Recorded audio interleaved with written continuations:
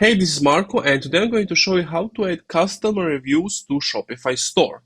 Now, this is pretty simple, but before we begin with the video, I can offer you 3 days of Shopify for free and then only $1 your first month. So not 32 euros, $1 or €1. So if you want that, link is in the description. So what you want to do is you want to go to Shopify App Store. You basically type in apps.shopify.com. Once you are here, click on review. And these are all the apps you can use to import or create reviews.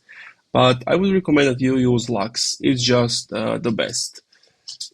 If you scroll down, we can see they have 14-day free trial. They cost $10 a month, 35 and 300, but for most beginners, this is okay.